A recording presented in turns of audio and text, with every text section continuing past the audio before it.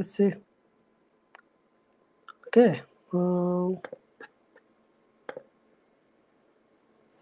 Okay. শুনতে পাচ্ছেন সবাই? 1 2 3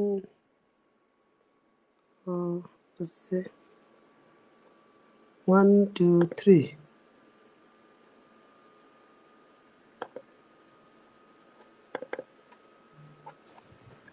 Okay.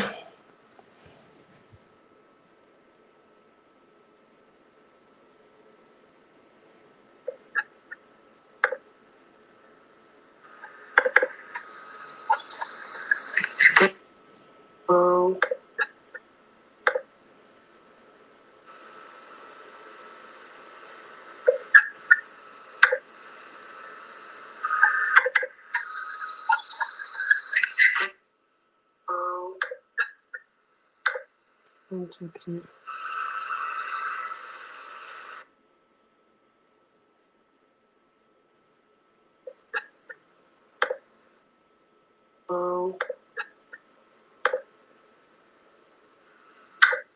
One, two, three.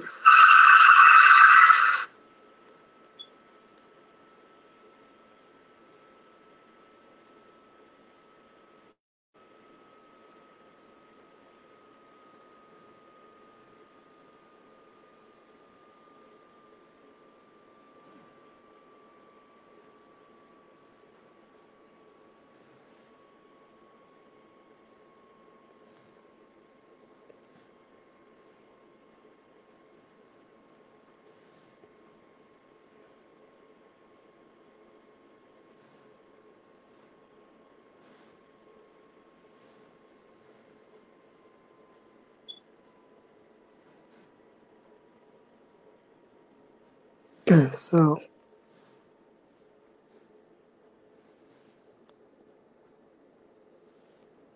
start live.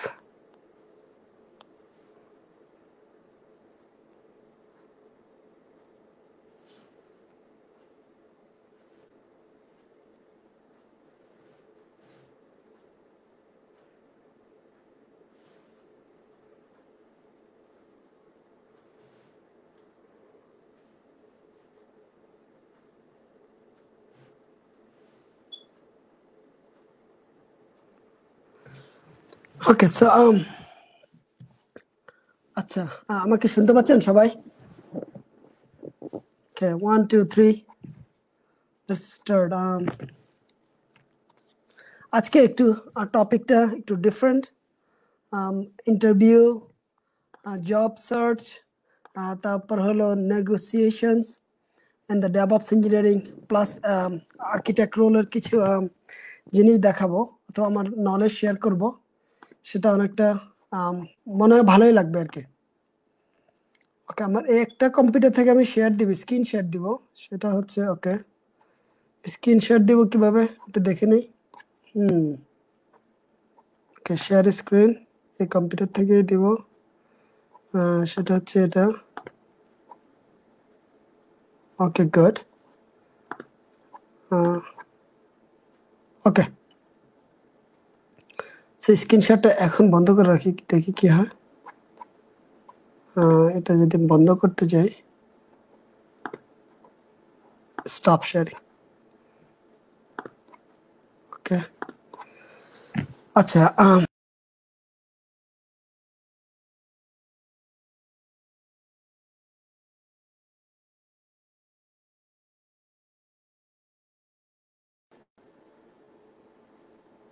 ওকে,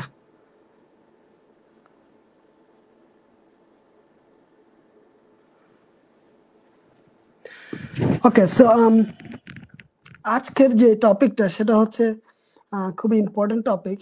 কিভাবে salary negotiations is part of the one of the important role. So একটু এজেন্ডাটা দেখে নেই, তারপরে ডিসকাশন শুরু করি। ওকে, ওকে, পাইছি আমি।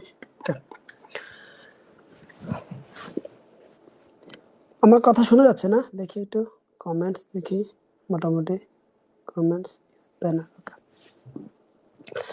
সো যে যেখান থেকে বসে আজকের ইস্টার্ন স্ট্যান্ডার্ড টাইম 9 p.m. আমি মিশিগান থেকে বলছি। Dhaka time Sunday 7 a.m. আজকের টপিকটা যে দুটো নিয়ে আলাপ করব সেটা হচ্ছে জব নেগোসিয়েশনস, স্যালারি নেগোসিয়েশনস, অথবা এটা টিপস অ্যান্ড টেকনিক। শামীম ভাই ভার্জিনিয়া থেকে। শামীম ভাই আসলে সকালে জয়েন করেছে আমার সাথে। উনি একটা কাজে চলে গিয়েছে, ইমার্জেন্সি, এখানে উনি জয়েন করতে পারে নাই। আজকে জবের বিষয়টা আমি ওনার জিনিসটাই আমি শেয়ার করব। সো আমরা মোটামুটি সবাই জব মার্কেটে যাই, IT job, non IT job. জবের জন্য প্রথমে আমরা কিছু স্যালারি নেগোশিয়েট করে থাকি, তারপরে জব পাওয়ার ক্ষেত্রে ইন্টারভিউ পরে করে থাকি, তারপরে আমরা বিভিন্ন বেনিফিটস নিয়ে কথা বলতে থাকি। সো স্পেশালি আমেরিকাতে জব পাবার ক্ষেত্রে প্রথমে যে জিনিসটা আসে সেটা হচ্ছে যখন রিক্রুটার কল দিয়ে যখন আমাদের রেজিউমিটা লাইক করে, প্রথমে যে জিনিসগুলি কোশ্চেন করে, তুমি কত টাকা চাচ্ছ, তুমি কি রিলোকেট হতে ইন্টারেস্টেড, তুমি কি কি বেনিফিট চাচ্ছ, তুমি কি W2 অথবা কর্প টু কর্পে কাজ করার জন্য ইন্টারেস্টেড কিনা, ফুল টাইম অথবা কন্ট্রাক্ট করতে ইন্টারেস্টেড কিনা, এই কোশ্চেনগুলি মোটামুটি থাকে।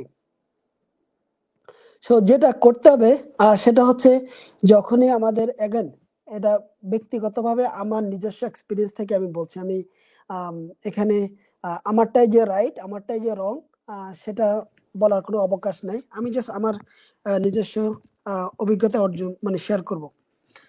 শামীম ভাই রিসেন্টলি একটা ইন্টারভিউ দিয়েছে। উনি ভার্জিনিয়া থাকে, কোয়ালিটি অ্যাসুরেন্স ইঞ্জিনিয়ার। সো ভার্জিনিয়াতে যে জবগুলি আছে সেগুলি মোটামুটি সবগুলি হচ্ছে গভর্নমেন্ট জব, কন্ট্রাক্টিং জব। তার মানে হচ্ছে আমাদেরকে ইউনাইটেড স্টেটস সিটিজেন হইতে হবে, প্লাস দ্য সিকিউরিটি অথবা টপ সিক্রেট ক্লিয়ারেন্স থাকতে হবে।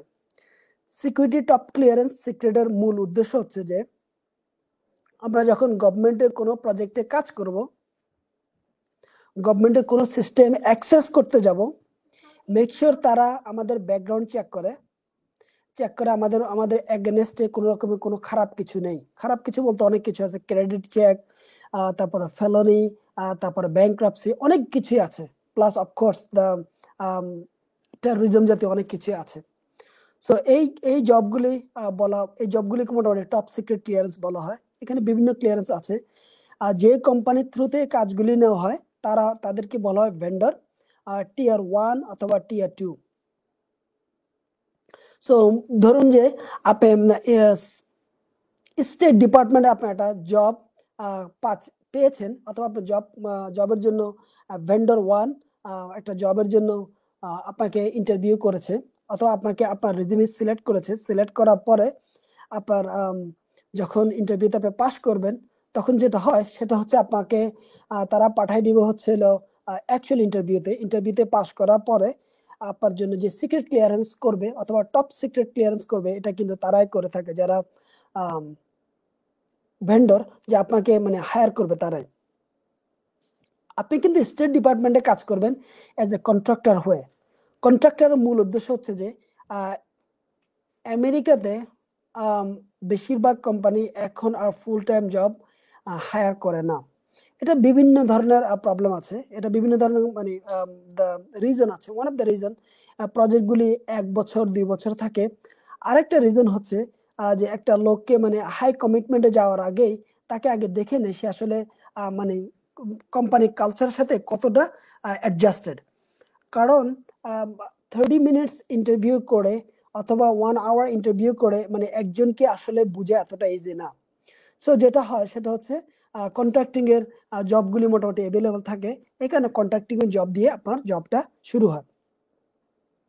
অনেক সময় কন্ট্রাক্টিং জব থেকে আপনার 6 মান্থেরটা হয়ে যায় 1 ইয়ার 18 মান্থ, অথবা একটা প্রজেক্টে কন্ট্রাক্ট চলে যায় অন্য প্রজেক্টে, আপনি কন্টিনিউ কাজ করতেই থাকেন ওই প্রজেক্টগুলিতে, আপনাকে জব থেকে বাদ দিবে না। সো কন্ট্রাক্টিং জবের ভালো এবং খারাপ দুইটা দিক আছে। খারাপ দিক হচ্ছে আপনি কয়দিন পরে চেঞ্জ করবেন, ভালো দিক হচ্ছে স্যালারি ইজ স্কাই রকেট। আপনি যদি কোনো ফুল টাইম জবে আপনাকে যদি আওয়ারলি $45 দেয় অথবা 35 অথবা $40 পে করে, অফকোর্স সেম জবটা যদি আপনি কন্ট্রাক্টিং এ জবে যান, মোটামুটি আপনি যদি চালাক চতুর হন 65 থেকে 75 আওয়ারলি আপনি মেক করতে পারবেন। কিছু জিনিস ডিফারেন্সেস বলে দিচ্ছি, সেটা হচ্ছে ফুল টাইম জবের বেনিফিটস একটু ভালো মানে অধিকতর ভালো। ফুল টাইম জবে আপনি বেশি বেনিফিটস পাবেন, যেমন 401k ভালো বেনিফিটস পাবেন, আপনি ভ্যাকেশনগুলি ভালো পাবেন, তারপরে হচ্ছে আপনার কি জানি আপনার অন্য যেমন যে মেডিকেল বেনিফিটস সেটা একটু ভালো মানে ইয়ে থেকে, সেগুলো ডিপেন্ড করে আসলে, এগুলির টিপিক্যাল ভালো দিক আর কি। বাট এমনও কিছু ভেন্ডর আছে যাদের বড় বড় কোম্পানি থেকেও তাদের স্ট্রেংথ অনেক ভালো। IBM is a large vendor, ঠিক আছে। তারপর হলো অ্যাকসেঞ্চার, টিসিএস, এগুলো কিন্তু বড় বড় ভেন্ডর, ঠিক আছে। সারা দুনিয়াতে আমেরিকাতে এরা মানে দাবড়ায়া পুরো বড় বড় কোম্পানিকে লিড দেয়।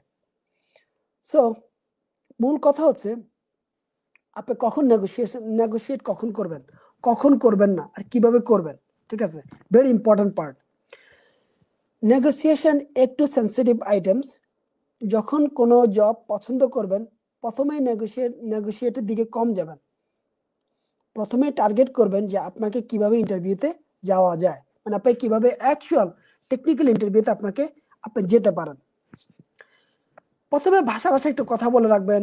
অনেক সময় অনেক ইন্টারভিউতে মানে বলতে চায় তুমি এত টাকায় লক করে দাও, যে আমি তোমাকে $50 দিব, এই টাকায় লক, ঠিক আছে। সো এরকম একটা জব, এরকম মানে কিছু নেগোসিয়েশন আছে, করে নেবেন। আচ্ছা, যদি এই রকম প্রথমে লক করতে বলে, নেগোসিয়েশন যেভাবে করবেন সেটা হচ্ছে যে আপনি একটা রেঞ্জের মধ্যে থাকবেন, ঠিক আছে। কখনোই কোনো রিক্রুটারকে আপনি এই মুহূর্তে কত টাকা মেক করেন বলবেন না, পিরিয়ড। কখনোই কোনো রিক্রুটারকে আপনার এই মুহূর্তে W2 দিবেন না, পিরিয়ড। কখনোই কোনো রিক্রুটারকে আপনি বলবেন না যে এত টাকায় হবে, নাহলে আমি করব না, সেটাও বলার দরকার নাই। এগুলি সবে আসলে মানে কাঠঠোকরা কথাবার্তা, এগুলি না বলাই ভালো। এগুলি থেকে বেশি হাইলাইট করতে হবে যে মানে ইন্টারেস্ট শো করতে হবে যে I am interested for the job, ঠিক আছে। আমি ইন্টারেস্ট হচ্ছে জবের জন্য। হ্যাঁ, এগুলি পার্ট অফ দ্য জব। বরাবরই এক কথায় কখনো উত্তর দিতে যাবেন না যখনই স্যালারি বিষয় আসবে। স্যালারি বিষয়ে একটু স্টাডি বিষয় আছে। যেমন আপনি যদি নিউ ইয়র্ক ম্যানহাটনে একটা জব পান, আর আপনি যদি ডিট্রয়েট মিশিগানে একটা জব পান, ঠিক আছে, যদি ম্যানহাটনে জবের জন্য আপনি যদি $1,50,000 ইনকাম করেন, তা কিন্তু আপনি ম্যানহাটনে একটা ভালো বাড়ি পাবেন না। কিন্তু ট্যাক্স, ট্রাফিক, জীবনযাত্রা মান অনেক difference new York Michigan Detroit থেকে। যদি আপনাকে $150,000 অফার করে ম্যানহাটন নিউ ইয়র্কে, সেম অ্যামাউন্ট না, যদি শুধু $90,000 আপনি ডিট্রয়েট মিশিগানে আর্ন করেন, আপনার তার থেকে অনেক গুণে ভালো থাকবেন, সেম পজিশন। আবার বলি, কারণ স্যালারি ইজ নট লাইক আপনি থাম করে বলে দিতে পারেন। স্যালারি ডিপেন্ড করে স্টেট, সিটি, লোকেশন, এই তিনটার উপর ভিত্তি করে। অনেকগুলি ওয়েবসাইট আছে যেখানে আসলে স্যালারির ক্যালকুলেটর আছে, যেখানে ক্যালকুলেটার মধ্যে অনেক কিছু থাকে, living condition, housing condition, tax condition, day to day cost, the vehicle, অনেক কিছু নিয়ে আসলে একটা স্যালারি নেগোশিয়েট করতে হয়। অফকোর্স যারা নতুন জবে যায় তারা খুশিতে ঠেলায় এক কথায় বলে দেয়, ও আমার এত টাকা হলে যথেষ্ট, হুইচ ইজ ফাইন। প্রথম জবে হুইচ ইজ ফাইন, আপনি করে নেন। কিন্তু প্রত্যেকটা জবে কিন্তু এটা করা যাবে না। আপনাকে ওই জিনিসগুলি মাথায় রাখতে হবে যে আমার পুরো স্টেটে, পুরো ওই এরিয়াতে, ওই এরিয়ার ক্যালকুলেশন করে আপনার ওয়েবসাইটে দেয়া থাকবে, ওই এরিয়া অনুযায়ী আপনার কত টাকা আর্ন করবেন, অথবা আপনার স্কিলসের উপর ভিত্তি করে plus area all equal to all the elements equal to আপনার স্যালারি। যখন আপনি এইভাবে কথা বলবেন, যখন আপনি সময় নেবেন রিক্রুটার কাছ থেকে, ওকে আমাকে একটু সময় দাও 2 ঘন্টা, আমি একটু ক্যালকুলেশনটা করে নিই ওই স্টেটের ওই সিটির জন্য, প্লাস জীবনযাত্রার মানের উপর ভিত্তি করে আমি তোমাকে স্যালারিটা দিচ্ছি। That's good. এভাবে যখন কথা বলবে তখন রিক্রুটার আপনাকে রেসপেক্ট করবে। আর যখনই বলে দেবেন হে আমি $50 চাচ্ছি, আসলে তার কাছে কিন্তু $70 আছে।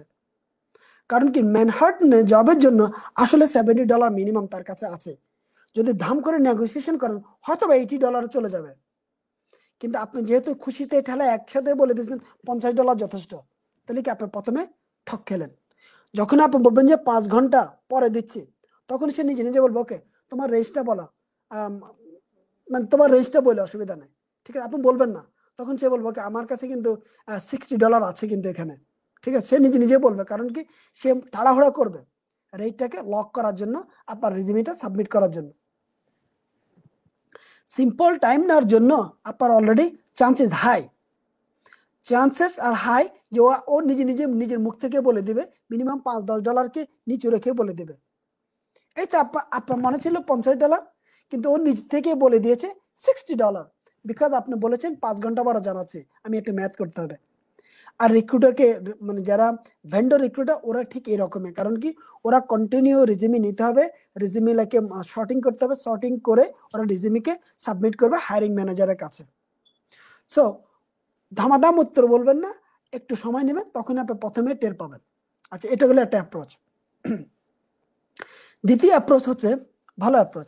যখন ভালো ইন্টারভিউ দিবেন, ইন্টারভিউতে আপনি ভালো করবেন, ভালো করার সাথে সাথে আপনি যখন বলবেন yes we are happy, the end client means state department is happy to hire you, the hiring manager is happy, তখন তো বল আপনার কোর্টের মধ্যে আছে। ভুলে যান প্রথম কি বলছেন না বলছেন, ঠিক আছে। প্রথমে ওই যে যা যা বলছেন একটু যদি জিনিসটা একটু মিথ্যার আশ্রয় হয়, চিন্তা করেন না, সবকিছু চিন্তা করতে হবে না আপনাকে, একটু নাড়াচাড়া দিয়ে বসবেন। কি বলবেন জানেন, হে আমি আসলে আরেকটা জবের অফারও পেয়েছি, ওখানে আমাকে আরেকটু ভালো অফার দিচ্ছে, ওটা আমার আসলে আমার থেকে একটু কাছে, 3 দিন রিমোটলি কাজ করার সুযোগ দিবে, প্লাস ওখানে আমাকে প্রজেক্টটা লিড করার সুযোগ দিবে, অন্যান্য সুযোগ সুবিধা বলবেন, শুধু শুধু শুধু শুধু ঠিক আছে, একটু ঘুরে পেঁচা বলবেন, ঠিক আছে। অথবা আমাকে 15 দিন পেইড ভ্যাকেশন দিবে, এরকম কথাগুলি বলতে থাকবেন শুধু। এরকম যখন গল্প বলা শুরু করবেন, আপনার কাছে মনে হচ্ছে মিথ্যা, আসলে এই প্যাকেজগুলি প্রত্যেকটা জবের মধ্যে আছে, ঠিক আছে। কথাগুলি কাল্পনিক মনে হচ্ছে, আসলে সে আপনাকে দেওয়ার জন্য ইন্টারেস্টেড। কারণ কি, কারণ হচ্ছে যখনই হায়ারিং ম্যানেজার আপনাকে লাইক করে ফেলছে, যখনই আপনি ইন্টারভিউ ভালো করেছেন, আসলে স্টেট ডিপার্টমেন্ট থেকে এই জবের জন্য মিনিমাম $120 দিচ্ছে আওয়ারলি। এটা সত্যি, মিনিমাম মানে 90 থেকে $120 রেঞ্জ দিচ্ছে আপনাকে। তাহলে সে যদি আপনাকে $70 দেয়, সে $20 মেক করবে। এখানে দেখেন $20 কিছু কাহিনী আছে। যদি 65 দেয়, সে $25 মেক করে আছে, এখানে সে পুরোটাই মেক করে না। এখানে যেটা করবে, সে যে আপনাকে বেনিফিট দিবে, সে যে আপনাকে ভ্যাকেশন দিবে, দেখেন কিন্তু কিছু ভ্যাকেশন দিবে স্টেট ডিপার্টমেন্ট থেকে পেইড ভ্যাকেশন, আর কিছু ভ্যাকেশন দিবে আপনার যে কোম্পানির থ্রুতে স্টেট ডিপার্টমেন্টে কাজ করবেন সেই কোম্পানি।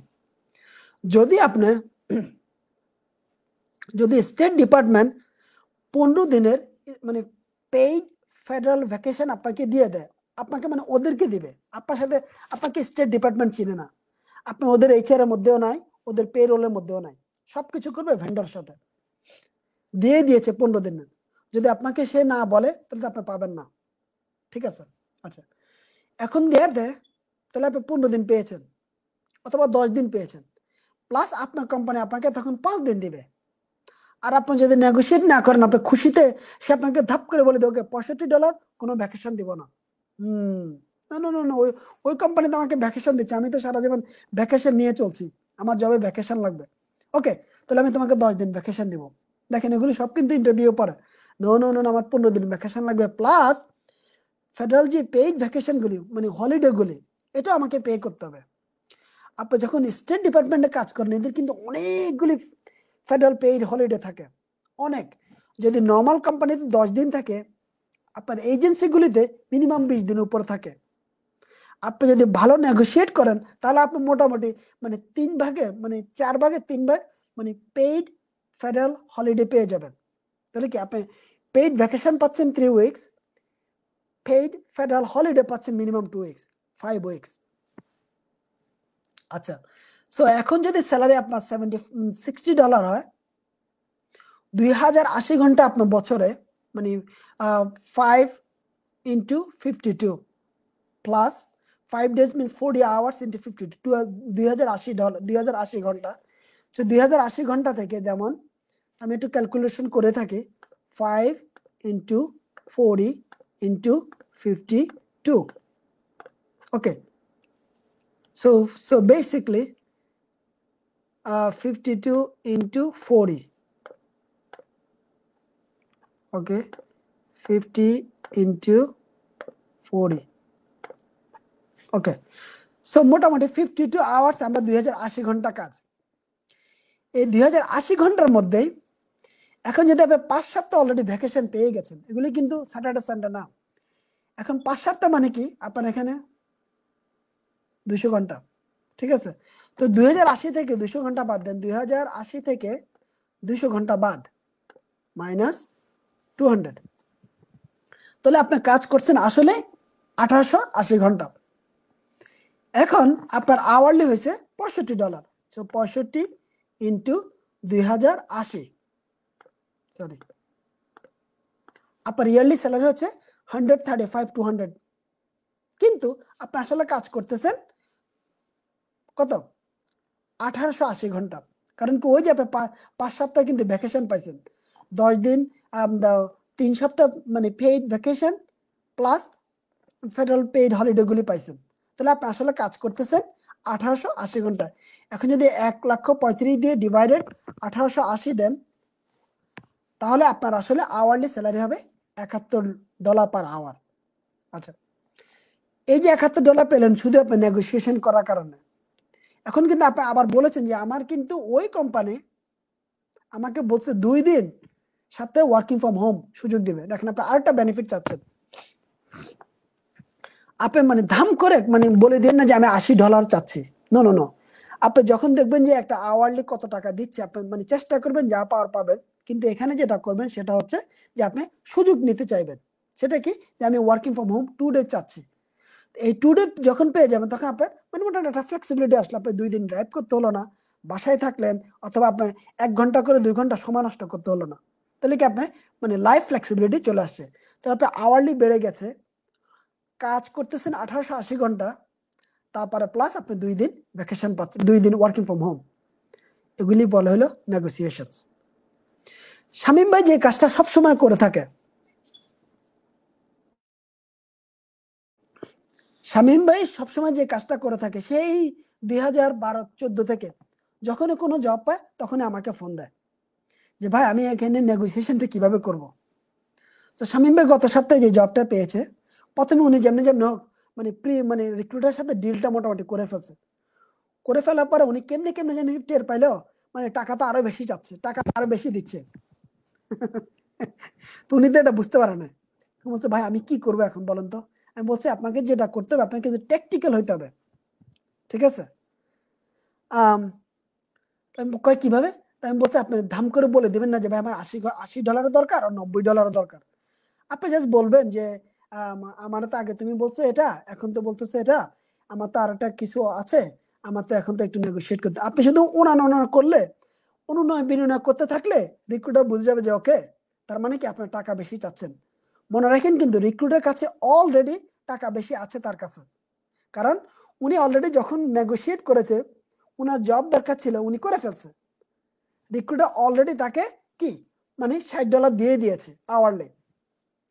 এখন যখন উনি অনুনয় বিনয় করতেছিল, প্লাস 7 মাসের প্রজেক্ট, ঠিক আছে, তো এখন জানি বলতেছিল আচ্ছা তুমি তো বলছো আমাকে এখানে করতে হবে, এখন যেতে বই এখানে, এখন এটা হয়েছে, ওখানে ওটা, ওখানে সে শুধু গল্প বানায়, যেভাবে ঠিক গল্প বলে দিছে ওইভাবে সে গল্প বলতেছে, কিন্তু সে স্ট্রিক্ট বলতেছে না যে আমি করব না, এটা বলতেছে না। তো এক পর্যায়ে সে ডিল করে ফেলছে $75 পার আওয়ার। তাহলে কি তার 65 থেকে শুধু একটু অনুনয় বিনয় করার কারণে, ট্যাকটিক্যাল হওয়ার কারণে, সে বুঝে যে কি করতে হবে তাকে, ঠিক আছে, সে মানে একদম মানে মানে কনক্লুশনে জাম্প করে নাই, সে জাস্ট নেগোসিয়েশন করতেছিল, করতে করতে তার আওয়ারলি স্যালারি হয়েছে এখন $65, $75, that's the call the deal. So আপনি যে কোনো কাজের মধ্যে estimation negotiation is very important. এখানে ব্যক্তিগত কোনো ইমোশন আনা যাবে না, এখানে আপনাকে প্রফেশনাল হইতে হবে, টেকনিক্যাল হইতে হবে, ঠিক আছে। ইমদাদ খান ভাই, ইয়াস, শামীম ভাইয়ের একদম রিসেন্ট কথা বললাম, 7 মান্থ কন্ট্রাক্ট, $75 পার আওয়ার, ইয়াস। এটা এটা শামীম ভাই এই কাজগুলি করে। আপনি যদি কখনো টেকনিক্যালি হইতে চান যে কিভাবে নেগোশিয়েট করতে, অবশ্যই আমাকে বলবেন, আমি আপনাকে হেল্প করবো, কোনো বিষয় না। সেই তো এটাই বললাম আর কি, মোটামুটি জব পাওয়ার আগে কিভাবে টেকনিক্যালি আপনাকে মানে আলোচনাগুলি করতে হবে, করলে আপনার কিভাবে জিনিসগুলি আপনার মানে কাজে আসবে, এই জিনিসগুলি বলার জন্য মোটামুটি এই এই সেশনটা রেখেছি। নেক্সট আধা ঘন্টা কারো কি কোনো কোশ্চেন আছে? আমরা নেক্সট হাফ অ্যান আওয়ার আমরা ডেভঅপস ইঞ্জিনিয়ার নিয়ে কথা বলবো। কারো কি কোনো কোশ্চেন আছে? ওকে, সো যেহেতু কোশ্চেন নাই, চল আমরা আজকে ডেভঅপস নিয়ে কথা বলি। ডেভঅপস নিয়ে 2-3টা কোশ্চেন পেয়েছি অনেকে। ডেভঅপসের যে American standard, America is the largest market for the IT in the whole world. আগে বলে দিচ্ছি, চায়না এত বড় মার্কেট নাই, ঠিক আছে। চায়না ইকোনমি বিগ হতে পারে, China is not qualified like American standard না। চায়নার লিভিং স্ট্যান্ডার্ড, চায়নার টেকনোলজি, তারপরে চায়না যে মানে যে অফিস আদালতগুলি, এগুলি কোনোটাই আমেরিকান স্ট্যান্ডার্ড না। Plus China is a communist control government. অন্য দেশগুলি, দুনিয়ার অন্য দেশগুলি নিয়ে যদি কথা বলি, প্রত্যেকটা ইউরোপের প্রত্যেকটা দেশ কিন্তু মানে মোটামুটি ছোটই, ঠিক আছে। আমি জানি না কোনটা, এমন কিছু দেশ আছে যেটা হয়তো আমাদের ক্যালিফোর্নিয়া থেকে ছোট অথবা টেক্সাস থেকে ছোট। So Europe is big, but Europe is a combination of the many countries is Europe. So এই মুহূর্তে কি আছে, তাহলে রাশিয়াতে বলাই যাবে না, রাশিয়া তো রিচ না এই মুহূর্তে, অথবা দুনিয়াতে এখন সবচেয়ে বড় মার্কেট হচ্ছে আমেরিকা। এখানে টেকনোলজি বলেন, শিক্ষা দীক্ষা বলেন, কন্ট্রোলিং বলেন, রাজনৈতিক কন্ট্রোলিং বলেন, গভর্নমেন্ট কন্ট্রোলিং বলেন, আর ডেমোক্রেটিক প্রসেস বলেন, তারপরে সমস্ত মাথা কিনা বলেন, মাথা কিনে আনা, সবকিছু আমেরিকাতে হবে, আমেরিকাতে হচ্ছে হবে। সো আমেরিকা মার্কেটটা আসলে সবচেয়ে বড়। আর আপনি আমেরিকান কালচার কখনো অন্যদের সাথে মিক্স করতে যাবেন না, এটা করার দরকার হবে না। আমেরিকানরা কথা বলে ডিফারেন্ট হইতে, তারা খাবে ডিফারেন্ট হইতে, তারা চলবে ডিফারেন্ট হইতে, ঠিক আছে, এটা তাদের স্টাইল। আপনি দেখেন ইংরেজরা অনেক দেশ কিন্তু ইউকে ফলো করে, আর আমেরিকা একটা দেশ, তারা নিজেরা নিজেদেরকে ফলো করে। তো এগুলি কিন্তু বিশাল বড় একটা কিন্তু মানে গ্যাপ আছে, কিন্তু এগুলি একটা স্ট্যান্ডার্ড সেট আপ করা আছে। আমেরিকাতে যারা থাকে এদের লিভিং স্ট্যান্ডার্ড কমপ্লিটলি ডিফারেন্ট, যারা ইউকে অথবা ইউরোপে থাকে তাদেরটা ডিফারেন্ট, কিছু মিল আছে। ইমদাদ খান ভাই, ইয়াস, আমার ফোন নাম্বার হচ্ছে 586-665-3331। again 586-665-3331। সো এখন বলেছ আমেরিকাতে যে আইটি যে মার্কেটটা, এটা যেভাবে বুমিং হচ্ছে অথবা হবে, এটা কথা হবে না। রিচ কান্ট্রির মধ্যে আমেরিকাতে 330 মিলিয়ন লোকের বসবাস। কানাডা কিন্তু আমেরিকা থেকে বড়, কিন্তু এত মানুষজন নাই। আর যেহেতু এখানে সবকিছু কন্ট্রোল হচ্ছে, মোটামুটি ডিজিটালাইজ হচ্ছে, আমেরিকা কিন্তু এখনো ডিজিটালাইজ না, আগে বলে দিচ্ছি।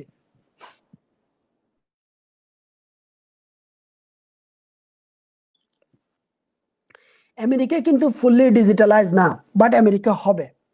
আমেরিকার স্টেট ডিপার্টমেন্ট বলেন, প্রত্যেক ডিপার্টমেন্ট বলেন, কোম্পানিগুলি বলেন, অনেক মডার্নাইজ, অনেক, বাট এখনো ফুললি ডিজিটাল হয় না, কিন্তু হবে। তো এখন বলতেছে আপনাকে, এই যে প্যান্ডামিক চলতেছে অথবা এই যে ক্লাউড নেটিভে সবকিছু যাবে, ঠিক আছে, ডেভঅপস ইঞ্জিনিয়ারিং অনেক দেশে, আমি ছোট ছোট দেশ বলি, বাংলাদেশের প্রেক্ষাপটে বলি, বাংলাদেশের আইটির প্রেক্ষাপট বলে, বাংলাদেশে আইটি এখনো ছোট, এখনো এত এত ছোট, ঠিক আছে। এখানে হয়তো বা 1-200টা অফিস আছে, হয়তো বা ভালো ভালো কোম্পানি যারা হয়তো নিজেদের কিছু সফটওয়্যার ডেভেলপ করতেছে, অথবা বাইরের কোম্পানিগুলি সফটওয়্যার ডেভেলপ করতেছে। আমি 1-200টা বলেছি, আমি মানে নিশ্চিত না। আমি খোঁজ নিয়ে দেখেছি এখনো আইটি যে স্ট্যান্ডার্ড অনেক অনেক নিম্নমানের, ঠিক আছে, এখনো অনেক নিম্নমানের। প্লাস এখনো যে মানে স্ট্যান্ডার্ডগুলি, যে সফটওয়্যার ডেভেলপমেন্টে যে মানে মেথডোলজিগুলি ব্যবহার করে, এখনো অনেক নিম্নমানের, ঠিক আছে। তো এখন আপনি বাংলাদেশের সাথে অথবা বাংলাদেশে পড়াশোনা করে এখানে আইসা ওরকম কম্পেয়ার করা ঠিক হবে না, ঠিক আছে? আপনি যদি আমেরিকাকে কম্পেয়ার করতে সবসময় মানে আমেরিকান স্টাইল যেমন ইউরোপের সাথে কম্পেয়ার করবেন, অথবা যে দেশে আইটির খুব হাইলি মানে মানে মডার্ন আইটি আছে ওখানেই করবেন। যেমন আপনি যদি একটা ছোট যেমন বাংলাদেশে যদি আপনি জব করেন কোথাও ডেভঅপস ইঞ্জিনিয়ার হিসেবে যদি জব করেন, ওই ডেভঅপস ইঞ্জিনিয়ার দিয়ে মোটামুটি সব কিছু করা ফেলবে, ঠিক আছে? সফটওয়্যার কোডিং করা ফেলবে, তারপরে ইনফ্রাস্ট্রাকচার সেট আপ করবে, এটা করবে ওটা করবে, মানে যা যা আছে সব করাবে। কিন্তু আপনি যখন আমেরিকাতে কোনো কোম্পানিতে কাজ করবেন আপনাকে এটা দিবে না। আমেরিকাতে এসব কাজ করে না, কোনো কোম্পানি করে না, ইভেন ছোট্ট কোম্পানিতে এই কাজগুলি করে না। হয়তো আপনাকে একটা দুইটা রেসপন্সিবিলিটি দিবে আপনার কাজের স্কোপের বাইরে ছোট্ট একটা ডিউরেশনের জন্য, কিন্তু কখনোই আপনাকে আপনার ঘাড়ের মধ্যে অনেক কিছু চাপায় দিবেন। এটা আমেরিকান কালচার না, আমেরিকার জবের স্টাইল এরকম না। আপনি যদি কোনো কোম্পানিতে ডেভঅপস ইঞ্জিনিয়ারিং কাজ করেন, শুধু ডেভঅপস ইঞ্জিনিয়ার, ঠিক আছে? এখানে অন্য কোনো কাজ করবেন না। আচ্ছা, সো আমি এখন স্ক্রিন শেয়ার দিব, সেটা হচ্ছে আমরা ডেভঅপস ইঞ্জিনিয়ারিং এর ছোট্ট একটা আজকে সকালে ওরিয়েন্টেশন করেছি, সেটার উপরে ভিত্তি করে দেখে আমি এটা ইয়েটা দিয়ে দিচ্ছি, স্ক্রিন শেয়ারটা দিচ্ছি। শেয়ার স্ক্রিন, তারপর হচ্ছে অ্যাপ্লিকেশন উইন্ডো, আমি এটাই দেখাবো। আচ্ছা, শেয়ার স্ক্রিনটাই দিয়ে দিই, এন্টায়ার স্ক্রিন শেয়ার, ওকে। সো আজকে সকালে আমি জাস্ট সিম্পলি একটা মানে আসলে ডেভঅপস ইঞ্জিনিয়ারের কাজটা কি, আসলে ঘটনাটা কি ঘটতেছে দেখেন। আমরা যখন একটা প্রজেক্ট নিয়ে কথা বলি, একটা কোম্পানি প্রজেক্ট নিয়ে কথা বলি, তখনই মনে করবেন যে বড় যে কোনো কোম্পানি মানে এটা ধরবেন যে $10 million, $20 million, $30 million, $40 million, $200 million, $500 million প্রজেক্টের কস্টগুলি আসলে এরকমই হয়, ঠিক আছে? সিম্পল।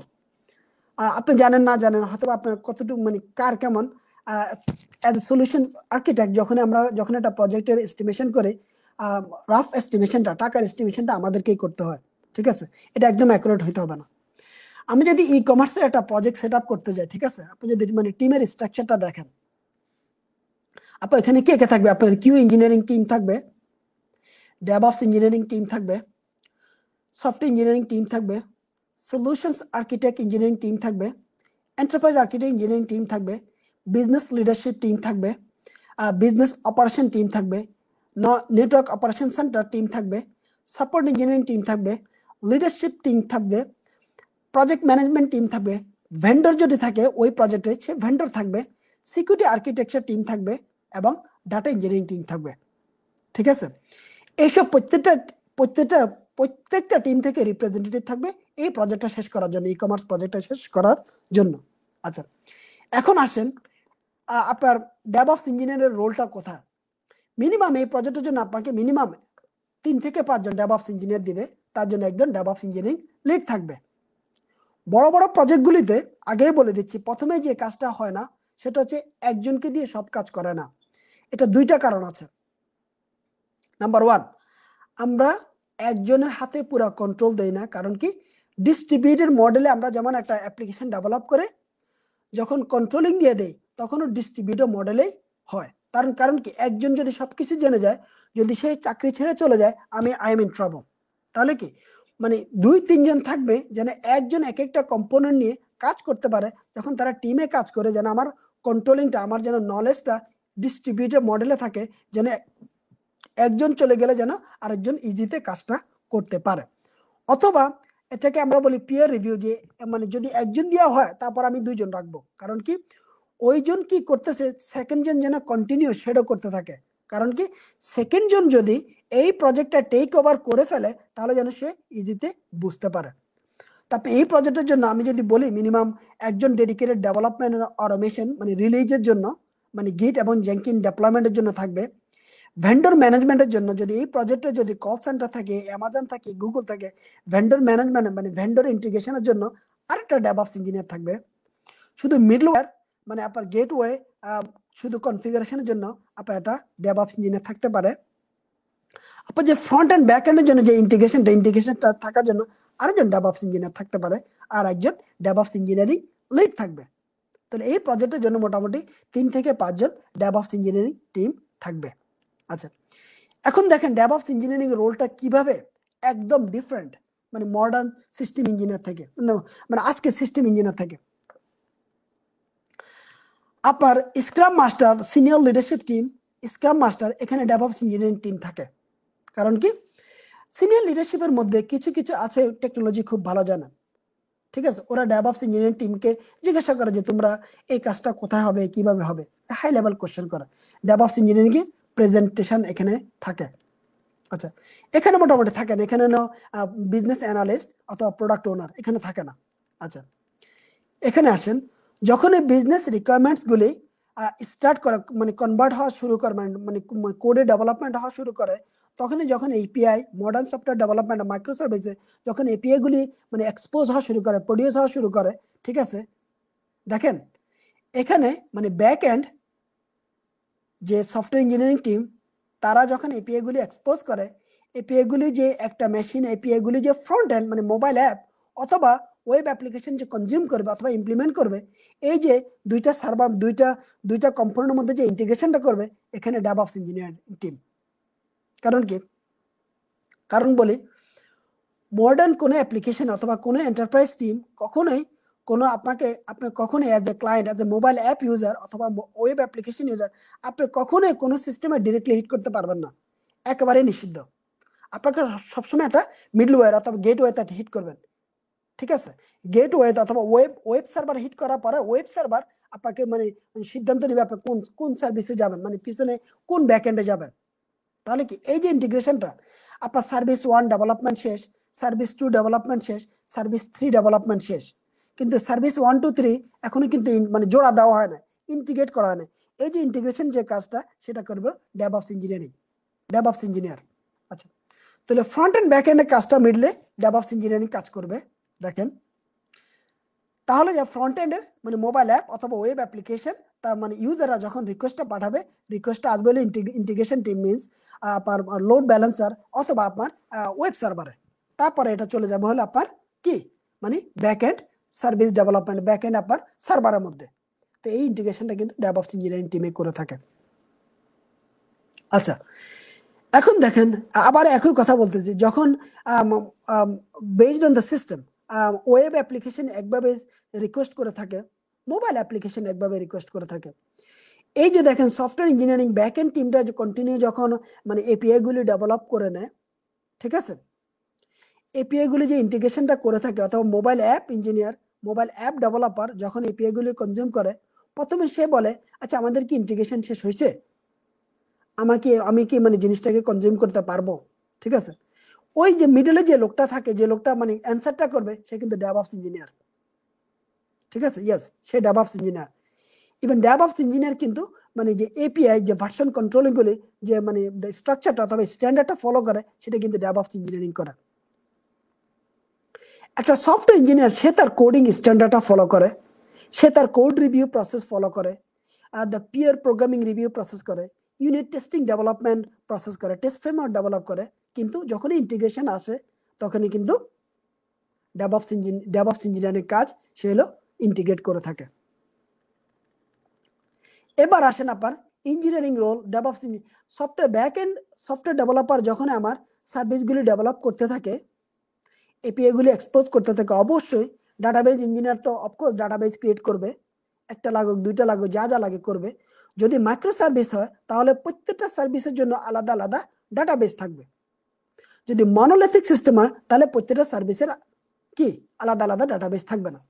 তো এই যে সফটওয়্যারের কোডটা, application server are the database server, ঠিক আছে, এই যে দুইটার মধ্যে যে ইন্টিগ্রেশনটা হবে, কে করবে? ডেভঅপস ইঞ্জিনিয়ার করবে। ওই ইন্টিগ্রেশনটা, ওই প্রপার যে ইন্টিগ্রেশনটা, ওটা ডেভঅপস ইঞ্জিনিয়ার করবে। আচ্ছা, এখন আসেন এখানে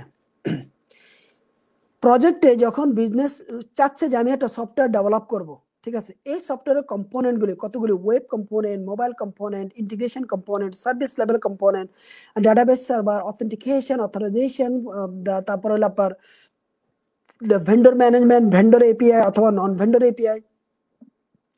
এই যে জিনিসগুলি আসলে এগুলি করে থাকে হলো solutions architect and enterprise architect team একসাথে কাজ করে। এন্টারপ্রাইজ আর্কিটেক্ট টিম অনেক কোম্পানিতে হাই লেভেল শুধু দেখে, মানে বিজনেসের হাই লেভেল দেখে, ঠিক আছে, ওরা ওইভাবে আর্কিটেকচারটা ডিজাইন করে। সলিউশনস আর্কিটেক্ট আসলে এটাকে ডিপ মানে লো লেভেলে নিয়ে যায়, যে কম্পোনেন্ট টু কম্পোনেন্ট কিভাবে মানে আর্কিটেকচার মানে ডিজাইন করা হয়, ওগুলি তাদের কাজ। আচ্ছা, এখন এখানেও কিন্তু কোম্পানিরা একজন সলিউশনস আর্কিটেক্টকে কিন্তু মানে ধাপ করে কিন্তু আপনাকে টেকনিক্যালি হতে দিবে না। আমি স্পেশালি আমি আমার নিজের কথা বলি, আপনি যখন ইয়েতে কাজ করবেন, ওইএম এ কাজ করবেন, অটোমেটিভে কাজ করবেন, ঠিক আছে, আপনাকে ওরা অনেক কিছু টাচ করতে দিবে না। কারণ কি, ওই যে মনে রাখেন ডিস্ট্রিবিউটেড মডেল, আপনি যদি সব জেনে যান কোম্পানি ইজ ইন ট্রাবল। তাহলে কি আপনি আপনারটা জানবেন, সে তারটা জানবে, দুজনের নলেজ কোলাবোরেট করে কাজ হবে। এটা আরেকটা পদ্ধতি ভালো, সেটা হচ্ছে যে আপনার কাজটা অথবা আপনি যে জিনিসটা করেছেন এটা আসলে অ্যাকুরেট কিনা, এই সলিউশনটা আসলে সাস্টেইনেবল কিনা, ঠিক আছে, এই জন্যই কিন্তু দুইজন তিনজন থাকে, মানে দুইজন, এটাকে পিয়ার রিভিউ বলে। এই যে solutions architect R enterprise architect, ওরা কিন্তু মানে ডিজাইনিং পার্টটা খুব ভালো জানে, কিন্তু কোন টুলস ব্যবহার হবে, অথবা কোন টেকনোলজি ভালো, অথবা কোন প্রোটোকলটা ভালো, অথবা কোন ক্লাউডে কি কোন মানে কোন চ্যালেঞ্জ আছে, এই জিনিসটা কিন্তু সলিউশনস আর্কিটেক্ট এবং এন্টারপ্রাইজ আর্কিটেক্ট সে যাকে জিজ্ঞাসা করবে সে হলো ডেভঅপস ইঞ্জিনিয়ার।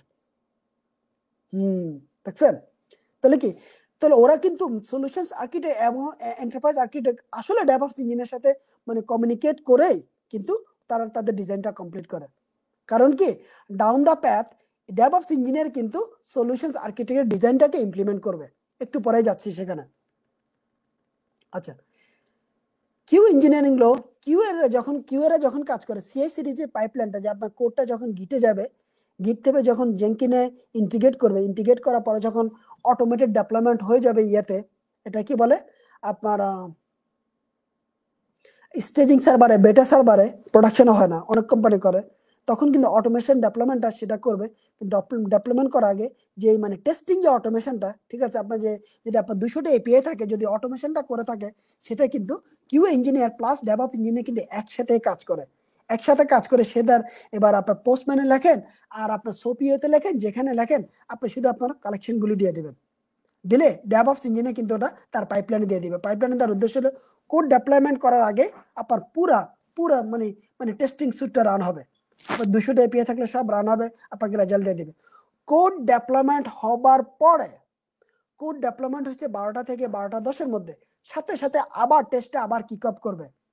আচ্ছা, এই কিক আপে যদি মানে আপনার ফেল হয়, তাহলে কিন্তু কোডগুলো অটোমেটিক ভাবে আপনাকে নিয়ে আসবে, মানে টেস্টিং থেকে আবার মানে ডেভ সার্ভারে নিয়ে আসবে, কারণ কি ফেল হয়েছে। দেখছেন এখানে কিউএ আর ডেভঅপস ইঞ্জিনিয়ার একসাথে কাজ করতেছে, কারণ কি ওই যে মানে সিআইসিডি পাইপলাইনটা আসলেই যে করে সেটা ডেভঅপস ইঞ্জিনিয়ার।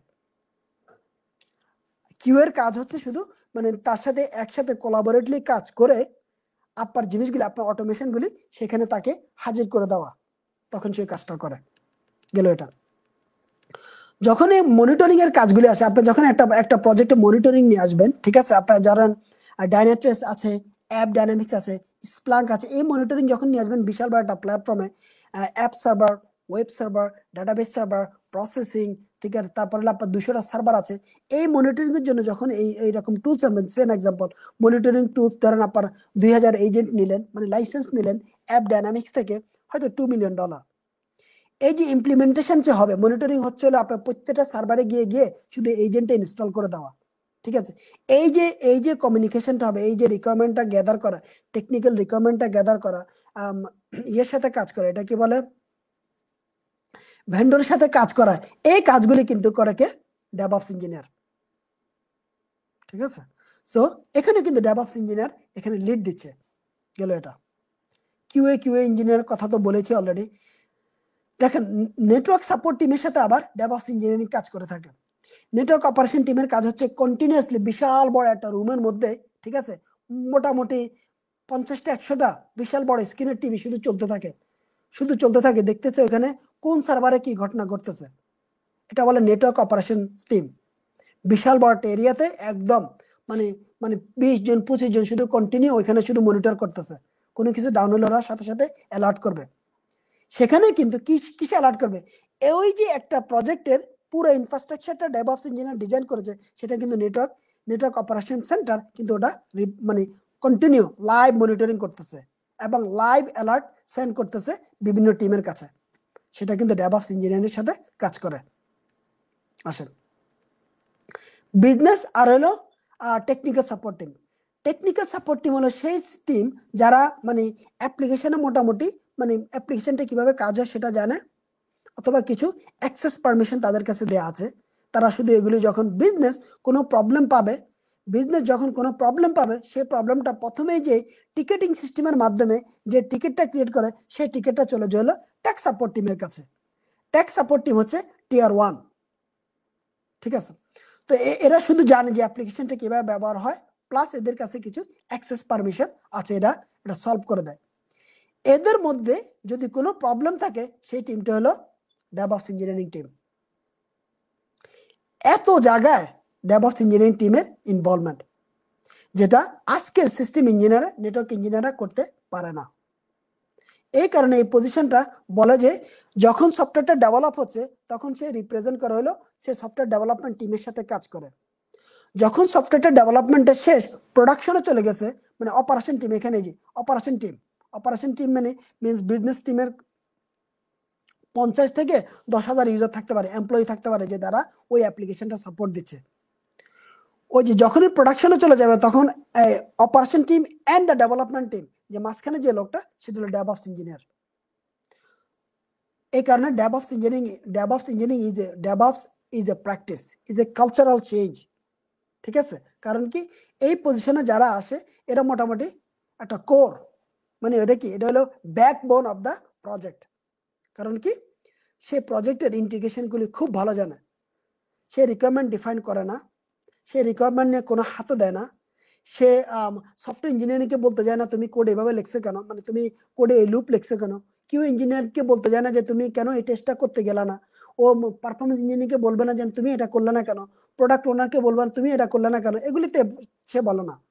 তার কাজ হচ্ছে হলো পুরোটাই ইন্টিগ্রেট করা, পুরো সিস্টেমকে, এপিআই গুলি ইন্টিগ্রেট করা, সার্ভারগুলিকে ইন্টিগ্রেট করা, কন্টেনারকে ইন্টিগ্রেট করা, স্কেলিং করা, মনিটরিং করা, তারপর আপনার এসএসএস কে ইমপ্লিমেন্ট করা, যা যা আছে পুরো প্রজেক্টের জন্য, রিপোর্টিং, মনিটরিং, অ্যালার্ট, সব কিছু ডেভঅপস ইঞ্জিনিয়ারিং কাজ। এই কাজগুলি ডেভঅপস ইঞ্জিনিয়ার যখন করে, তারা আসলে অনেকটা ওই প্রজেক্টের সলিউশনটা জেনে যায়।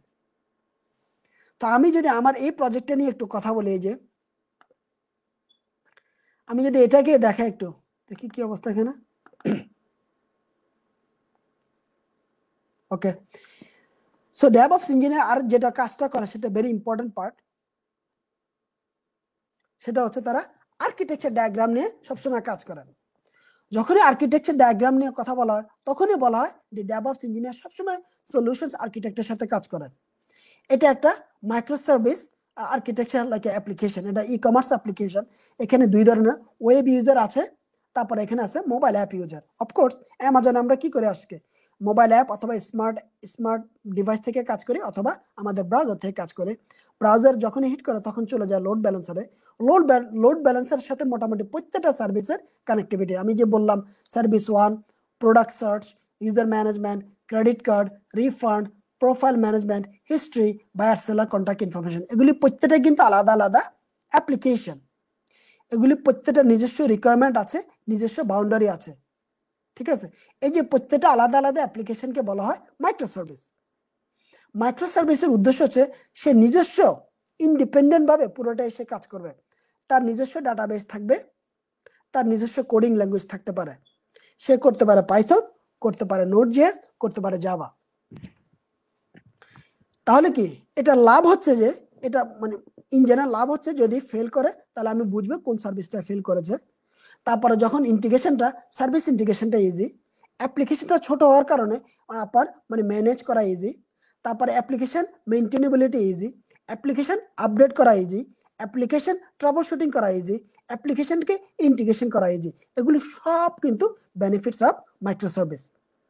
মনোলিথিকে যে প্রবলেমটা হয়েছে, সেটা হচ্ছে সব অ্যাপ্লিকেশন কিন্তু আসলে ডাটাবেজ একটার সাথে কানেক্টিভিটি। আমি মানে যদি প্রত্যেকটা বলি, এখানে ডাটাবেজ থাকবে একটা, তখন কি, যখন যদি অ্যাপ্লিকেশনটা ফেল করে, এটার মানে কমপ্লেক্সিটি ইজ হাই, ঠিক আছে। এটা প্রবলেমটা ফাইন্ড আউট করা, কোডিংটা ফাইন্ড আউট করা, কোথায় প্রবলেম হয়েছে, কোন ইন্টিগ্রেশনের সমস্যা হয়েছে, কোন সার্ভারে প্রবলেম হয়েছে, আসলে ভেরি কমপ্লেক্স। মাইক্রো সার্ভিস এসে কিন্তু এই প্রবলেমটাকে অনেকটা রিডিউস করে দিয়েছে। মডার্ন সফটওয়্যার ডেভেলপমেন্টে ক্লাউড নেটিভসে যে কনসেপ্টটা মোটামুটি হচ্ছে এবং হবে, সেটা হচ্ছে মাইক্রো সার্ভিস।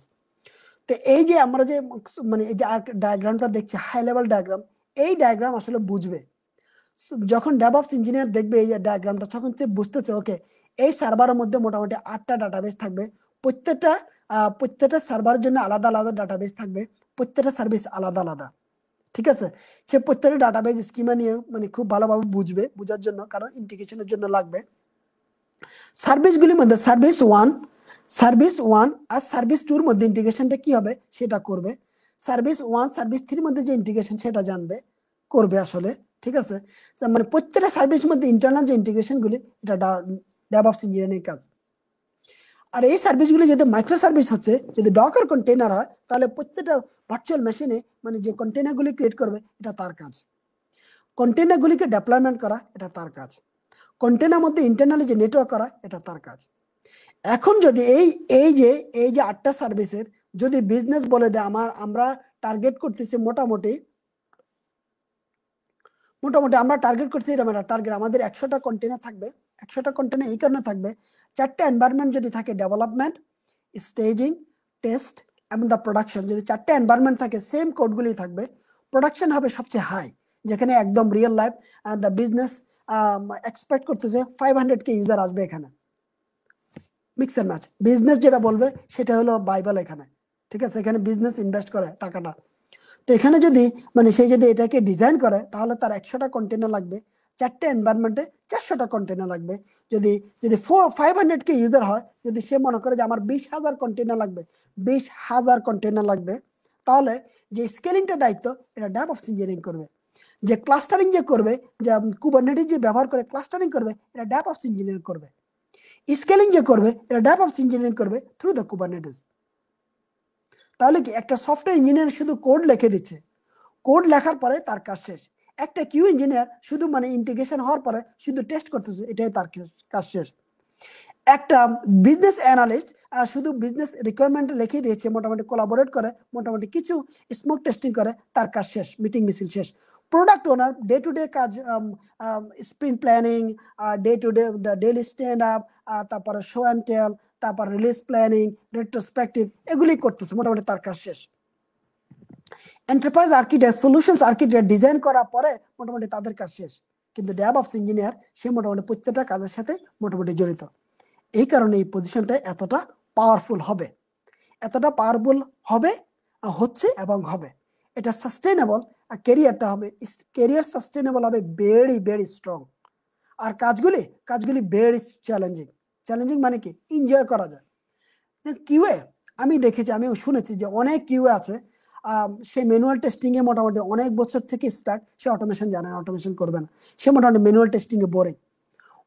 অনেক সফটওয়্যার ইঞ্জিনিয়ার আছে, মানে একটা স্টেকে সফটওয়্যার ডেভেলপ করে, মোটামুটি এক ধরনের বোরিং। অনেক ডাটাবেজ ইঞ্জিনিয়ার আছে, মোটামুটি মাইএসকিউএল এ কাজ করে, অন্যগুলিতে করতে কোনো ইন্টারেস্টেড নাই, ঠিক আছে। এইরকম মোটামুটি সে তার একটা গণ্ডির মধ্যেই থাকে। কিন্তু ডেভঅপস ইঞ্জিনিয়ার কোনো গণ্ডি নাই, সে মোটামুটি কন্টিনিউ নতুন নতুন জিনিস শিখে, plus say centre of the attention থাকে, ঠিক আছে। মানে কি, যে কারো কোশ্চেন দরকার হলে ওকে আমি দেখি ডেভঅপস ইঞ্জিনিয়ারকে জিজ্ঞাসা করে, ঠিক আছে, সে মোটামুটি জানতে পারে ইন্টিগ্রেশন সম্পর্কে।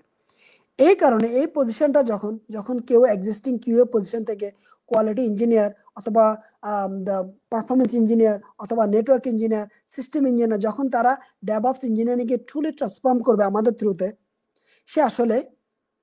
সে আসলেই তার সলিউশনস আর্কিটেক্ট হওয়ার জন্য একেবারেই ক্লোজ, তার ডোর একেবারে মানে একদম ভেরি ভেরি ক্লোজ, মানে সে মানে সলিউশন আর্কিটেক্ট হতে পারবে। প্লাস আমাদের প্রোগ্রামে সে যেটা করতে পারবে, যারা অক্টোবরে শুরু করবে তাদেরকে আমরা জানুয়ারি ফেব্রুয়ারির মধ্যে সলিউশনস আর্কিটেক্ট হওয়ার জন্য 4টে অপশন দেবো। দ্য এজর মাইক্রোসফট ক্লাউডের ডেভঅপস ইঞ্জিনিয়ারিং অপশন দেবো, দ্য অ্যামাজনের AWS এর ডেভঅপস ইঞ্জিনিয়ারিং এর সলিউশনস আর্কিটেক্টের হেল্প করবো, প্লাস গুগল ক্লাউডের দ্য ডেভঅপস ইঞ্জিনিয়ারিং হওয়ার জন্য পুরোটাই তাকে প্রিপেয়ার করা হবে জানুয়ারি অথবা ফেব্রুয়ারির মধ্যে। অক্টোবর থেকে তাকে তার মাসল মেমোরি স্ট্রং করা হবে, তার ফাউন্ডেশন ডেভেলপ করা হবে, আর তাকে স্ট্রংলি পুরা ডেভঅপস ইঞ্জিনিয়ারিং এর কারিকুলাম থেকে শুরু করে হ্যান্ডস অন থেকে শুরু করে পুরো প্রিপেয়ার করা হবে। তাহলে কি যখন একটা লোক ডেভঅপস হবে আমাদের থ্রুতে 6 to 8 মান্থে ট্রান্সফর্ম হবে, তখন তার কেরিয়ারটা একেবারেই মানে রেডি টু গো। আমি বলেছি মাত্র 2 থেকে 3 বছর লাগবে, 2 থেকে 3 বছরের মধ্যে আমি তাকে সলিউশনস আর্কিটেক্ট হিসেবে একদম মানে ইজিতে তাকে সেট আপ করে দিতে পারবো। আমার ডেভঅপস ইঞ্জিনিয়ার বলছে না 1 মাসের মধ্যে হয়ে যাবে, তার মানে কি আসলে এতে ঠিক? হয়তোবা সে 1 মাসের মধ্যে মানে সলিউশনস আর্কিটেক্টের জন্য কমপ্লিটলি প্রিপেয়ার হবে। মোটামুটি 1 থেকে 2 বছর মধ্যে যখন সে পুরা মানে সিস্টেমের পুরা নলেজটা পেয়ে যাবে, ইন্টিগ্রেশন নলেজটা পেয়ে যাবে, বিজনেসের নলেজটা পেয়ে যাবে, 3-4টা প্রজেক্ট মোটামুটি সলিউশন করে ফেলবে, তখন হি ইজ সলিউশনস আর্কিটেক্ট। তো the DevOps engineer, DevOps architect, solutions architect, এগুলির স্যালারি আসলে অনেক ভালো, আর ক্যারিয়ার সাস্টেনেবিলিটি অনেক স্ট্রং, অনেক স্ট্রং। কারণ কি যখনই একটা মডার্ন সফটওয়্যার ডেভেলপমেন্টের যারা ব্যাক এন্ডে কাজ জানে, ব্যাক এন্ডে কাজ করে, কোম্পানিরা ওদেরকে মানে ওই প্রজেক্ট থেকে বাদ দেয় না, ওই কোম্পানি থেকে ফায়ার করে না। কারণ কি আমরা যখন একটা সফটওয়্যার ডেভেলপ করি, ওই সফটওয়্যার শুধু যে একদম মানে ক্লাউডে সবকিছু হবে তা না, ওই সফটওয়্যারের ইন্টিগ্রেশন আসলে নিজস্ব, ওই কোম্পানি নিজস্ব ডাটা সেন্টারেও থাকে। ঠিক আছে, যখন একটা ডেভঅপস ইঞ্জিনিয়ার বুঝে যায় যে ক্লাউডের সাথে প্লাস এক্সিস্টিং ডাটা সেন্টারের সাথে কানেক্টিভিটি পুরো বুঝে যায়, তখন ওই ডেভঅপস ইঞ্জিনিয়ারকে কখনোই ওই প্রজেক্ট থেকে বাদ দেয় না। কারণ ওর মধ্যে সবাই একটা কি মানে রিলায়েবিলিটিটা পেয়ে যায়। ঠিক আছে, সো ডেভঅপস ইঞ্জিনিয়ার এমন একটা রোল, এখানে কিউ এর সাথে কাজ করে, সফটওয়্যার ইঞ্জিনিয়ারের সাথে কাজ করে, আর্কিটেক্টের সাথে কাজ করে, কোম্পানির সিনিয়র ম্যানেজমেন্টের সাথে কাজ করে, লিডারশিপের সাথে কাজ করে। এই কারণে takes up for your vision যে নেক্সট 2 to 3 ইয়ার্স আমরা ডমিনেট করব বাংলাদেশি কমিউনিটিতে যারা আইটি প্রফেশনাল আছে তাদেরকে সব ডেভঅপস ইঞ্জিনিয়ারিং এ এনে তারপর ওদেরকে ক্যারিয়ার পাথ দেখাই দেব কিভাবে সলিউশনস আর্কিটেক্ট অথবা দ্য ডেভঅপস আর্কিটেক্ট হতে পারে। আমি মোটামুটি এই জিনিসটা আজকে শেয়ার করার জন্য অনেকে প্রশ্ন করেছে ডেভঅপস ইঞ্জিনিয়ার সম্পর্কে। DevOps engineer is not the software engineer position at all. Software engineer DevOps engineer completely different position. Software engineer হয়তো বা 2-1টা ডেভঅপস ইঞ্জিনিয়ার কিছু একটা কাজ জানে, শুধু মানে বেসিক কাজটা জানে, কিন্তু 2টা পজিশন একেবারেই আলাদা। ঠিক আছে, আর ডেভঅপস ইঞ্জিনিয়ার কি সফটওয়্যার ইঞ্জিনিয়ার হতে হবে? আদর দরকার নাই, কারণ তার অনেক কাজ। আমি আমার যে এই যে একটা লিস্ট দেখলাম, এই লিস্টের মধ্যে ডেভঅপস ইঞ্জিনিয়ার অনেক কাজ। ঠিক আছে, তার অটোমেশন করতে করতে সে ব্যস্ত, তার টুলিং অটোমেশন, প্রসেস অটোমেশন, ওগুলি নিয়ে তার কাজ ব্যস্ত, তাকে অন্য কোথাও যেতে হবে না। Again, DevOps engineering is not a software engineering position. এখানে কোডিং জানার কিছু নাই, এখানে অটোমেশন জানা আছে, স্ক্রিপ্টিং জানা আছে, এখানে হলো ডিফারেন্ট ওয়েতে। এখানে সে তার স্ক্রিপ্ট লিখবে, প্রথমে স্ক্রিপ্ট লেখা চলে সে আগে টুলসগুলি সম্পর্কে জানবে, ইন্টিগ্রেশন সম্পর্কে জানবে, তারপরে স্কেলিং সম্পর্কে খুব ভালো জানবে। এরপরে down the path slowly automation মানে ডেভঅপস ইঞ্জিনিয়ারিং এর রিলিজ ম্যানেজমেন্ট অটোমেশন জানবে আর কি। এই তো 10টা বেজে গেছে, মোটামুটি 1 ঘন্টার মধ্যেই ইন্টারভিউ এবং ডেভঅপস ইঞ্জিনিয়ারিং টপিকটা কভার করেছি। কারো কোনো কোশ্চেন থাকলে এই মুহূর্তে করতে পারেন। ইমদাদ ভাই, আপনার কোনো কোশ্চেন থাকলে করতে পারেন। আরিফ ভাই, ওয়ালাইকুম আসসালাম। আবিদ, কোনো কোশ্চেন থাকলে করতে পারেন, তাহলে আমি অ্যান্সার দেব। মোটামুটি আমি 1 ঘন্টার মধ্যে কভার করেছি মানে পুরো জিনিসটা আর কি।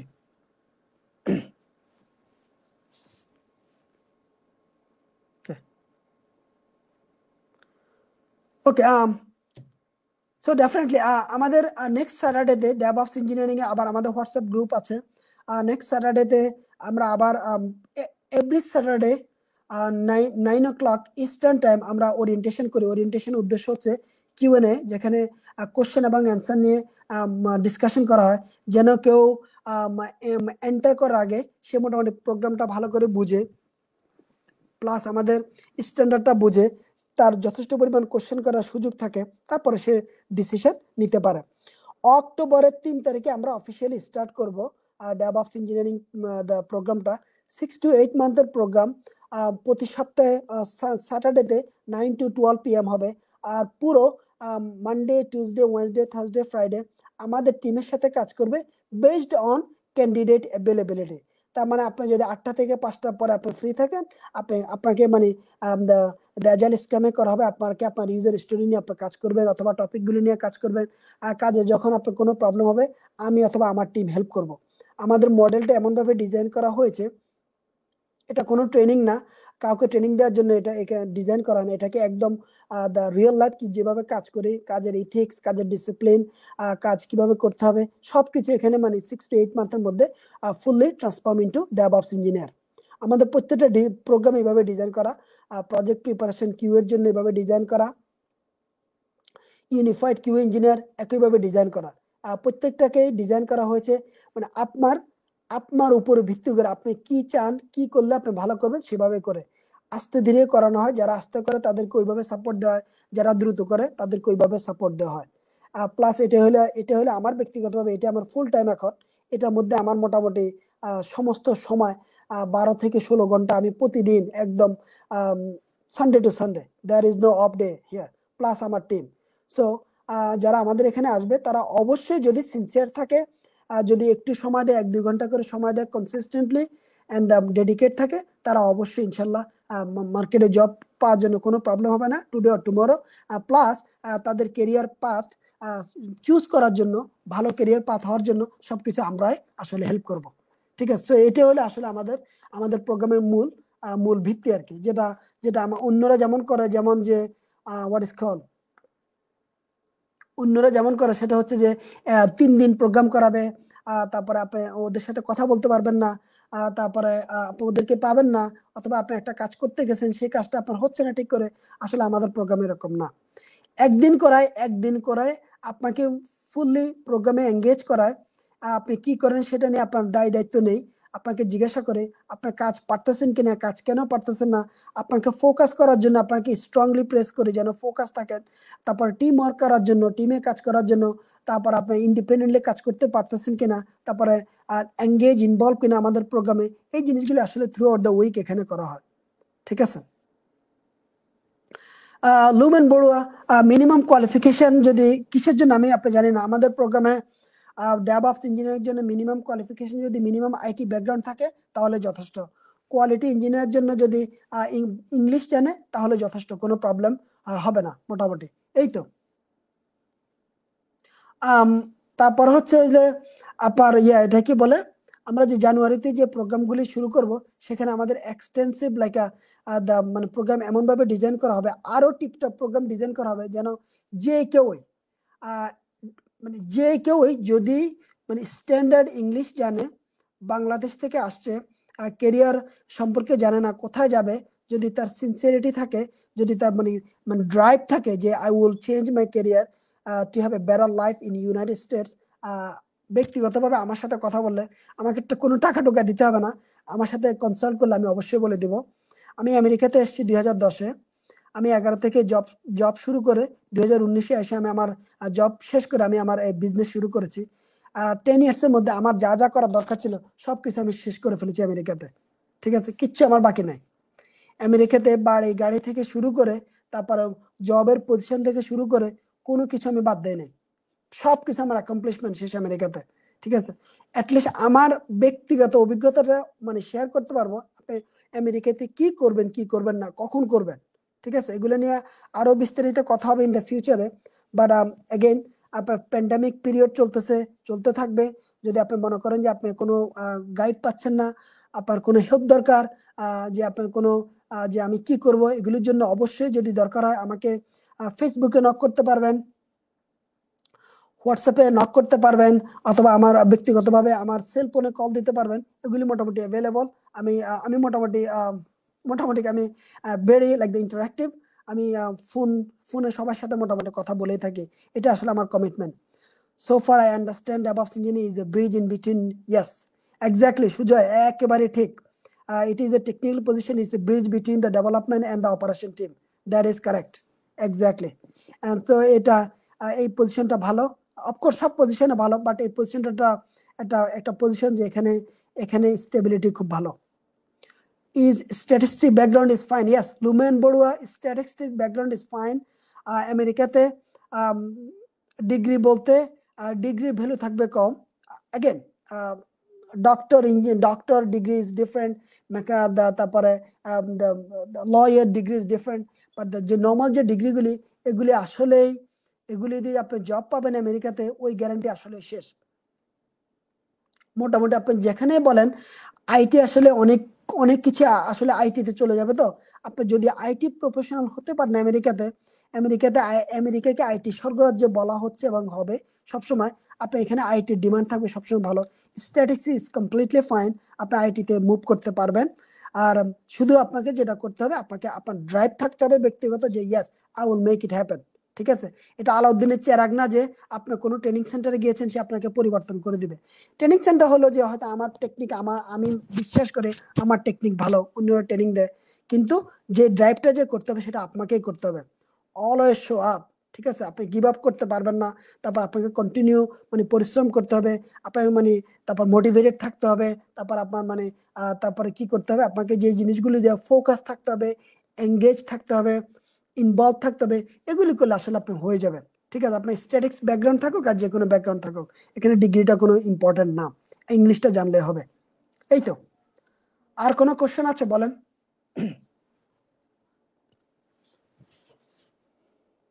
সুজয়, আর কোনো কোশ্চেন আছে?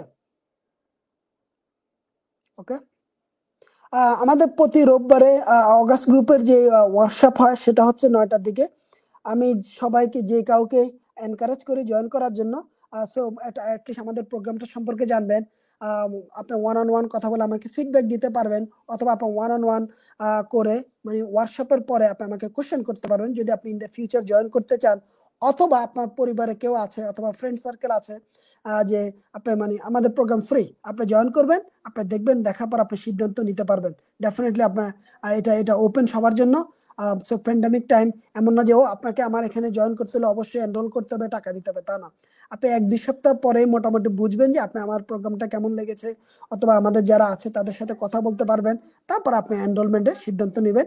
জানুয়ারিতে আমাদের next the QA program start হবে, দ্য ইউনিফাইড কিউএ প্রোগ্রাম।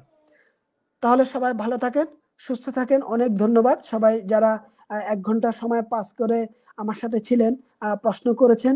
আমি I truly sincerely appreciate all of you. Next স্যাটারডেতে যে কোনো একটা টপিক নিয়ে আসবো, টপিকটা অবশ্যই ইন্টারেস্টিং হবে।